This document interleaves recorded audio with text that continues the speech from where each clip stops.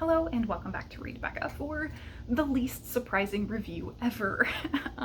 If you've been around a little bit, you know that The Unbalancing by R.B. Lemberg has been one of my most anticipated reads for the entire year since it was announced. And I was so excited when I got an advanced copy. Thank you very much to Tachyon. So it is finally out. It's out this week, and so you can get your hands on it as well. And no surprise, I absolutely loved this book. It was really great. This is set in a pre-established universe, Birdverse. However, the previous works were short works, and this is the first novel. This is also kind of a series of connected companion stories. So this is in a new location. It's set around an island, and it's all about this situation where a star off the island, buried under the water, is sort of cared for by this singular individual in the community of the island called the Star Keeper. And things are going wrong all of a sudden with the star, and it's upsetting or unbalancing the island. And so that's the main crux of the plot. I of course love this because it's something fresh within the fantasy genre. For me, it really feels different from either a lot of the high or epic fantasy. I would say this is not quite epic. It's maybe epic local stakes. It's high fantasy in that there is a lot of magic, but it's soft magic. There's definitely unreal elements, even a ghost. So we've got a lot of fantastical stuff going on here. But this is very character driven. I would say it's very quiet in tone and centers on these characters. So what's the story about, other than the star being upset? Really, we're following these two characters. Ursula Kay, who is the descendant of the original Star Keeper of this island, Lemberg. And Lemberg is actually a presence in Ursula's life and comments on things, and is very certain that Ursula should have been the Star Keeper. Ursula actually is a poet, this quiet, almost hermit-like introvert who doesn't want any position in the public eye and gets a little shaken up going to poetry readings. However, one day they decide to go out to this party, completely shaking their usual, and meet Ranra, the current Star Keeper.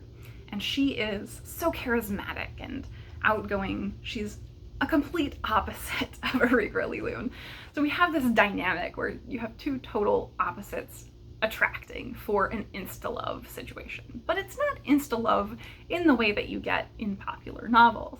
They are really self-aware of how quickly their romance has happened and of how opposite they are, how an unlikely duo they are, and yet they still are feeling it, but they're resisting it because of how opposite they are. So it's fun to see that tension build between them.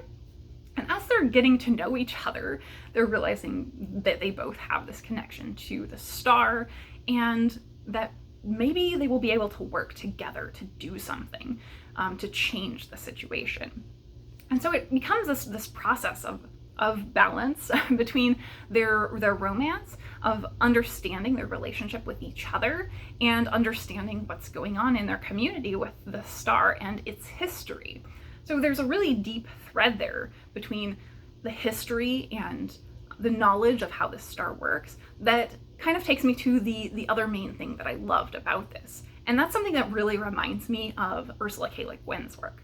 So this story reminded me so much of Earthsea. In fact, we've got the island setting, we've got the quiet character focus. The power of true names is something that's or not quite true names, but they have this concept called deep names in their culture. There are so many things that are thought through in terms of cultural details that, for me, the way Le Guin world builds is really, really similar, where you step into a completely formed world when you're entering this book, and that's what Le Guin does as well. And so you don't always have all the details. So this is very much a soft magic system. You're not going to get scientific understanding. When you start out, you won't understand at all kind of what's going on in the world or with the magic or with the star. But over the course of the novel, you build on that understanding of this being a fully fleshed out world, and you do get many more details about how this works, why it's like this. So you really build on having this 360 view through the eyes of the characters, but they already have an established understanding of how their world works. So we're just kind of jumping in right along. And I just love that. I love that fully fleshed out feeling. Lemberg does take such care with the details in the culture and world that we have these really interesting cultural ideas like weaving identity into their braids in certain ways that I really loved. And identity is such a theme here, where we do have strong, diverse representation. We have a non-binary character, we have polyamory and pan/bi representation. So it's really varied in terms of the characters that we're seeing and how they're represented. So I did have one minor detractor to this that really didn't take away much from my experience, but I have to note that for me, this is a novel, but it's still a very short novel.